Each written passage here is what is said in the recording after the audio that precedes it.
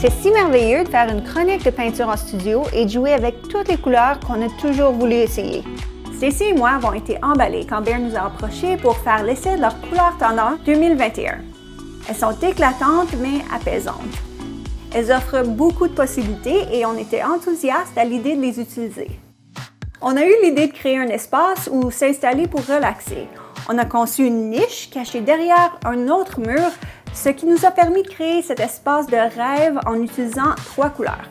Dans ce premier décor, on a peinturé le mur du fond en jojoba, un vert pâle enveloppant. C'est un beau vert pâle, très apaisant, mais pas trop tendre non plus, avec une jolie nuance de gris. La peinture s'est appliquée à merveille. La deuxième couleur qu'on a utilisée est Verger Royal. Je me sentais en pleine confiance d'utiliser du vert sur du vert et je dois avouer que j'aime bien le résultat. Ça me rappelle le vert forêt qui était si populaire au cours des dernières années, mais en version améliorée. Je pense que la couleur Verger Royal est parfaite pour le mur à caisson parce qu'il ajoute une touche historique. On a utilisé le jaune brun de safran sur la simèse pour ajouter de l'éclat au vert. Ça fait ressortir le vert foncé et on adore le résultat. Une fois la combinaison de couleurs idéale choisie, on a ajouté des meubles confortables pour remplir l'espace. J'aime l'idée de la chaise longue. Ça permet de passer un moment agréable devant le foyer qu'on aimerait tous avoir. Et le tissu bouclé ajoute juste ce qu'il faut de texture. On a ajouté beaucoup de coussins sur la chaise longue, ce qui est peu pratique, mais parfait pour la photo. L'œuvre d'art est magnifique, elle capte toutes les couleurs de la pièce et elle est parfaite au-dessus du manteau de cheminée. La couleur crème de la chaise longue et la profondeur de tous les coussins de velours contre ce doux vert pâle créent une atmosphère apaisante et me donne vraiment le goût de m'y installer. Je trouve que les deux verts s'agencent parfaitement au foyer en bois brut. Ça rend la palette de couleurs chaude et vivante. Finalement, on a pris la dernière photo et sommes très fiers du résultat. On passe au deuxième décor. Pour la deuxième photo, on a tout sorti de la pièce et on a enfilé nos habits de peinture à nouveau. On a opté pour une palette de rouge et de bleu. Cette couleur rouille est très audacieuse. La couleur coucher de soleil du Kalahari a une touche de brun, ce qui la rend plus durable qu'un orange vif.